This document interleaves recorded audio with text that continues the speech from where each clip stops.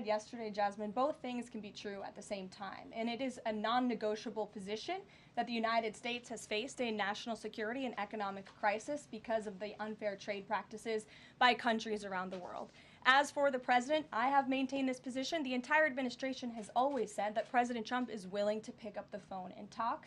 And the president met with his trade team this morning, and he directed them to have tailor-made trade deals with each and every country that calls up this administration to strike a deal. And listen, and each and every one of these trade deals should be tailored and unique based on that country's markets, based on that country's exports, the imports here in the United States of America. What makes the most sense for the American worker and for our industry? The president is focused on putting America first. So was the evolution not factored in or determined by kind of the tumult in the stock market? Was that not a part of the consideration to start making these negotiations and deals? Again, I would reject that there was an evolution. On day one, we had said that the president will always pick up the phone for other nations and other companies that call this administration. The president always has a listening ear, and it's a non-negotiable fact that America has faced a national security and economic crisis for many decades, and President Trump is just the first to address this. And then my last question,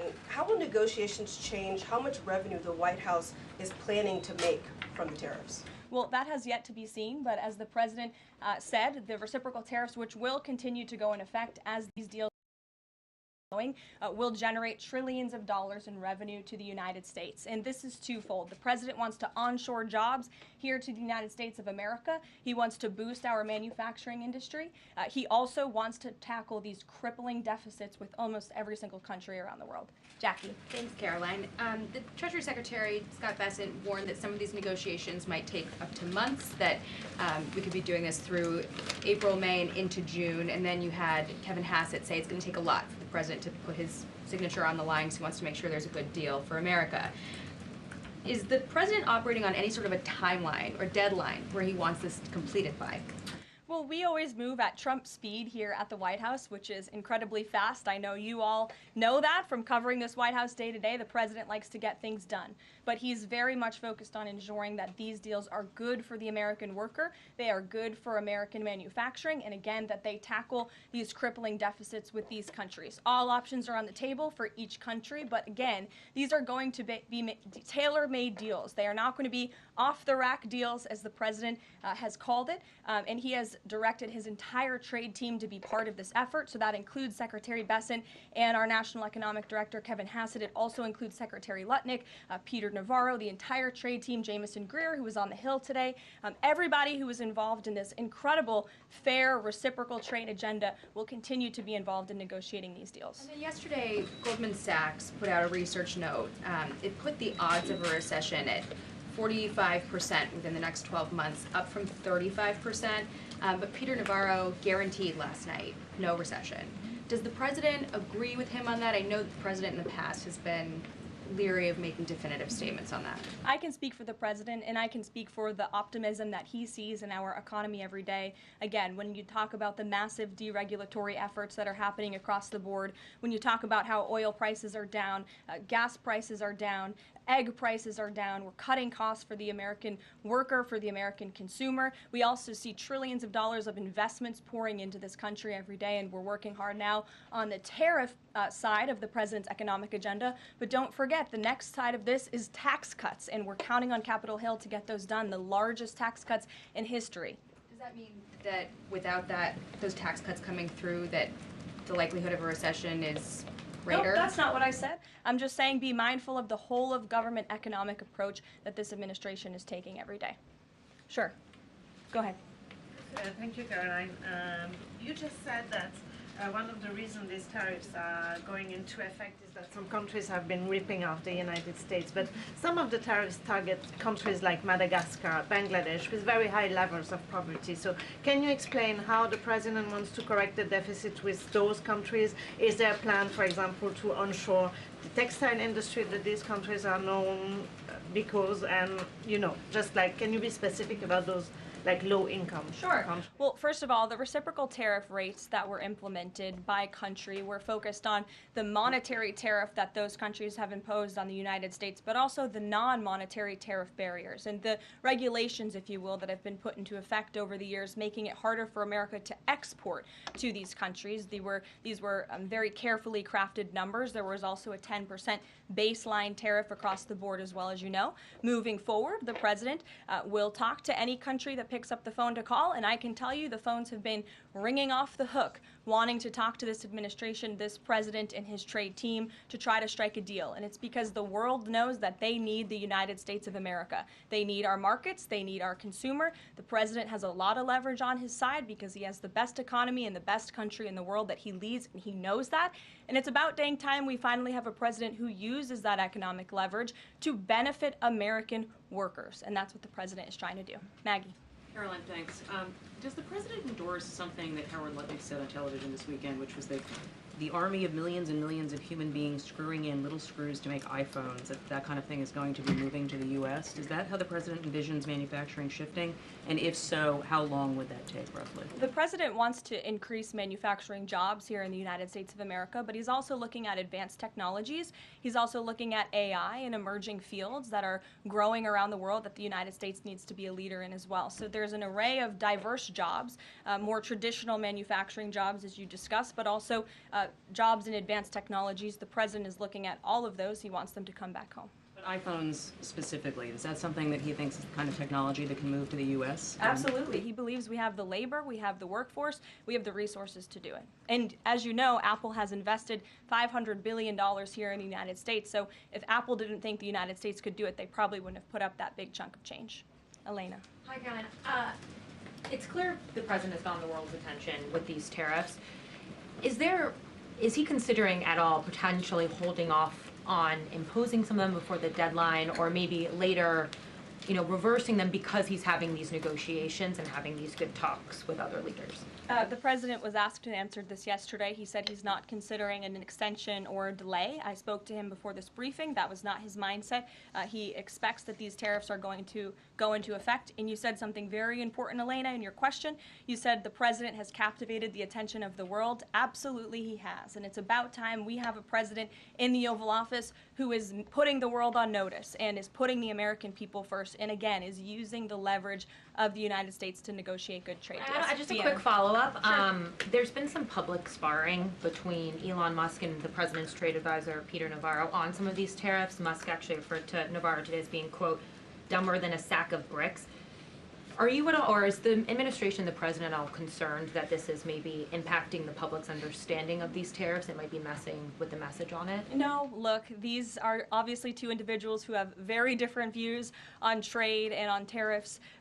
Boys will be boys, and we will let their public sparring continue. And you guys should all be very grateful that we have the most transparent administration in history. And I think it also speaks to the president's willingness to hear from all sides, that he has people at the highest levels of this government in this White House who have very diverse opinions on very diverse issues, but the president takes all opinions in mind, and then he makes the best decision based on the best interests of the American public. Deanna. Thanks, Caroline. On Truth Social today, Trump was talking about one-stop shopping talks with foreign leaders, bringing leaders to the U.S., to Washington, and talking to them about tariffs, but also other topics. So is that part of his strategy to bring the leaders to Washington and trying to get deals, outside of tariffs on foreign policy issues as well? I think the president, again, is going to have a custom, tailor-made approach to each and every country. And if that means discussions of foreign aid, of our military presence in these countries, how those troops are paid for, come to the table, that could be part of the negotiation in these economic negotiations. But it's the president's economic team who will be leading these. These are tariff and trade negotiations. And yes, they will be one-stop shopping for each and every country. They will be, as the president said again, tailor-made, not off the rack to each and every country based on America's needs. Can you Caroline, confirm? hey, how are you? Thank you so Good. much, Kara from Lindsay TV. So President Trump has designated Tren de Aragua as a foreign terrorist organization and deported its members while also moving to restrict Venezuela's oil exports. Is the administration preparing additional military or economic actions against Venezuela and the Maduro regime? And my second question is about Supreme Court Justice Amy Coney Barrett. Is the administration have a comment on her decision to go with the liberals and go actually with the Tren de Araguas? This is the same justice that actually sided against January 6th hostages last year. So is the administration have a comment? Are they disappointed in Supreme Court Justice Amy Coney Barrett? To your first question, I don't have any actions to read out in terms of Venezuela. The president has imposed secondary tariffs on the Maduro regime and on Venezuela in the form of oil, which is obviously going to have a crippling effect on the Maduro regime, and that's the intended effect of this administration. As for the justice you mentioned, as for the Supreme Court, we've made our feelings very clear. We believe this was a massive victory. Certainly, we wish this was a 9-0 decision because we firmly believe that the president was well within his constitutional authority, and the Supreme Court made that very clear last night, and they put Judge Boasberg in his place. We called on the Supreme Court to rein in these judges who are acting as judicial activists, not real arbiters of the truth and the law, and that's exactly what we saw the Supreme Court do yesterday. Christian. Thanks, Caroline. Now that the president's reciprocal tariffs are here, going into effect tomorrow, what's the status of the ERS? When will they actually start collecting revenue? And will that be nested under CBP or somewhere else entirely? It's something Secretary Lutnick has taken up, so I defer you to the Department of Commerce, but it's something that he and the president believe quite strongly in, and it's a promise that they intend to keep to the American people. Real quickly, can you explain why the president opted to send Secretary Hegseth to the dignified transfer last week instead of attending himself? Sure. The Secretary Hegseth was there to represent the administration. The president has expressed his condolences to these families, as have I from this podium. Shelby. Thank you. The president's trade representative this morning told senators that the president does not intend on carving out exemptions for products and companies when it comes to tariffs. But would the administration consider changing that stance should bankruptcies begin among U.S. companies who are dependent on China trade? I won't get ahead of the president on any exemptions or his decision on that. I will leave that to him. But again, we're looking at this country by country and based on the needs of the American people and the American workforce. And one more, can you walk us through how this specific tariff plan was decided on and which advisor came up with it? The reciprocal tariff plan? Yes. It was a plan that was discussed by the president's entire trade team over the course of many, many meetings, and the president ultimately decided on which way to go. A few proposals were given to the president. There was debate and discussion, and the president made his decision, and as you've seen very publicly, the entire trade team is on board with this plan and the negotiations that will ensue because of it. Sure. Caroline, on Iran, given what's going to be happening on Saturday, what exactly is the current administration doing to stop Iran's funding of terrorist aggression worldwide that the previous administration wasn't doing? Well, first of all, when it comes to Saturday, I won't get ahead of the president. He has said there will be direct talks with Iran on Saturday. I won't further any details from this podium for obvious reasons, security reasons. It will, provide an update as we always have. However, when it comes to Iran, the president has reimposed crippling sanctions on the Iranian regime, and he's made it very clear to Iran they have a choice to make. You can strike a deal with the president, you can negotiate, or there will be hell to pay. And as the president said yesterday, if they don't choose to move forward with diplomacy and a deal, which is the direction we do see them headed in, there will be grave consequences to pay. To the back row.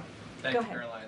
On the president's threat yesterday on social media to increase tariffs against China by an additional 50% in response to their retaliation, has he signed anything in terms of an executive order, any documentation around that? Will that additional 50% go into effect tomorrow? They will be going into effect at 12:01 a.m. tonight, so effectively tomorrow, yes. Work on that today? Of course, as always. To the gentleman in front of you, because that's who I originally called on. Go ahead. Over the weekend, President Trump said that he would be willing to have U.S. citizens deported to El Salvador with the cooperation of President Bukele. How would that work legally, and how many people would potentially be available for that operation? So the president has discussed this idea quite a few times publicly. He's also discussed it privately. You're referring to the president's idea for American citizens to potentially be deported. These would be heinous, violent criminals who have broken our nation's laws repeatedly, and these are violent repeat offenders in American streets. The president has said if it's legal, right? If there is a legal pathway to do that, he's not sure. We are not sure if there is. It's an idea that he has simply floated and has discussed very publicly as in the effort of transparency. Reagan. Thank you, Caroline. There's been more reporting coming out now about President Biden's decline while in the White House. Is the White House considering releasing the audio of Biden's interview with Special Counsel Robert Hur to the public, which the former president had previously blocked? I don't have an update on that, but I can certainly check. I think the American people would be quite interested to hear that tape, but I'll double check on the release of it. Thank you. Michael. Thank you, Caroline. On Saturday, during meetings with Iran, President Trump says high-level officials will be meeting directly with Iranian officials. We're hearing some pushback from Iran now saying those talks will be indirect. Can you clarify? They will be direct talks on Saturday, and I won't get ahead of the president on any further details. Jennifer. Yeah, two things. On the Israel tariffs, can you give us an update on the discussion on relaxing those tariffs? And then I had another question about the Doge team after that. That discussion is ongoing. I don't have any definitive details to iron out for you here. And then the president on Thursday told us that there was an incredible discovery that the Doge team had made. He called it horrible and incredible. Can you reveal that yet? Give us details on what it was about? There has been a discovery. I hate to leave you hanging on a cliff, but I don't want to get ahead of the president on that. But I can confirm there has been a discovery. It's just not quite yet ready for release. Sure. Go ahead. Caroline, thank you. I was calling on the young lady behind you, but I'll come to you after, Ed. All right. Not discriminating here. The president's meeting today with House Republicans. Can you say who is in that meeting and his message to Republicans that are skeptical of the Senate-passed budget framework? Sure. The president will be meeting with Republican lawmakers today here at the White House to talk to them about the framework that the Senate passed. The president was very quick to put out a statement about his support for the reconciliation package that the Senate passed, and he is counting on House Republicans to pass it. The Republicans received an overwhelming mandate from the American public to govern. We have an extraordinary opportunity. There are key promises that the president made to the American people in this bill: tax cuts, securing the border, deregulation, unleashing the might of American energy. These are good things for the American people. The president wants to see this get done, and that's why he's engaging with lawmakers today. Just a quick follow-up on tariffs. Kevin Hassett said today that the administration is prioritizing talks with Japan and South Korea, other trading partners. Are there other countries on that list that you guys can name publicly that you're having serious discussions with? Sure. As you have heard from various administration officials, myself included, there have been nearly 70 countries that have reached out to the administration last time I checked, but again, I hear the phones are ringing off the hook. There are foreign leaders who want to fly to Washington tonight and get on a plane to negotiate with this country, which shows you the leverage that the president is using. It shows you the rest of the world needs the United States of America to do business with. Israel, obviously, yesterday you heard a public statement from Prime Minister Netanyahu. The president has detailed his calls with the leaders of Japan, in South Korea. We are going to prioritize our allies and our partners around the world first when it comes to these negotiations, and the trade team will be divvying them up again to make tailor-made trade deals around the world. Ed, go ahead. As promised. Yes, thank you. You mentioned the 70 countries or so. I'm curious, though, under what conditions at this point would President Trump talk to President Xi about tariffs? Look, I just spoke to the president about this, and he believes that China wants to make a deal with the United States. He believes China has to make a deal with the United States. It was a mistake for China to retaliate. The president, when America is punched, he punches back harder. That's why there will be 104% tariffs going into effect on China tonight at midnight. But the president believes that Xi and China want to make a deal. They just don't know how to get that started. And the president also wanted me to tell all of you that if China reaches out to make a deal, he'll be incredibly gracious, but he's going to do what's best for the American people. So China has to call first? The Chinese want to make a deal. They just don't know how to do it. But the president will be implementing these 104% tariffs on China tonight. And under what conditions might he consider lowering tariffs on China at this point? It would be imprudent of me to tell you those conditions here from the podium. Sure, Gabe. Thanks, Caroline. With regards to the Supreme Court ruling on the Alien Enemies Act, you're right, it was a win for the administration, but the justices also said that deportees are entitled to due process. Does the administration agree with that? That's not quite true, Gabe. They said that they are entitled to a habeas petition, and we are going to continue to comply with the law, and we are wholly confident that every single person that has been deported under the Alien Enemies Act, every person that will continue to be deported under the Alien Enemies Act qualifies for that deportation. NBC News is reporting that the administration is considering drone strikes on drug cartels in Mexico. We're citing several officials. This morning, Mexico's president was asked about that, and she said that we reject any of those actions. Your response? I saw that reporting. I don't want to confirm it from this podium. I don't want to comment on it because I'm not sure, but I would defer you to the National Security Council. So you haven't confirmed the report, but with Mexico's president saying that she rejects any of that, what would your response be? How is the relationship then between Mexico's president and the White House right now over targeting drug cartels? Well, first of all, the relationship between President Sheinbaum and President Trump is quite good, and I think both world leaders would tell you that. The president has been engaged directly with President Sheinbaum on a number of different topics, particularly when it comes to clamping down on the Mexican drug cartels, on clamping down on illegal immigration, human trafficking, drug trafficking through our southern border. She's taken significant steps towards doing that, but as for that specific report, again, I'm not going to comment. Karoline, two questions on trade. First, as a part of these negotiations, is it possible for countries to lower their tariffs below that 10% a bare minimum that's been set? Again, I'll leave that to the president to make those determinations, but I can tell you that 10% universal baseline will go into effect as these negotiations are ongoing. Got it. And then what is your thinking just as far as low labor cost countries? Like if you've got a country like Vietnam that wants to negotiate, but obviously they have some advantages in terms of trade, in terms of the people there are not paid as much as American citizens.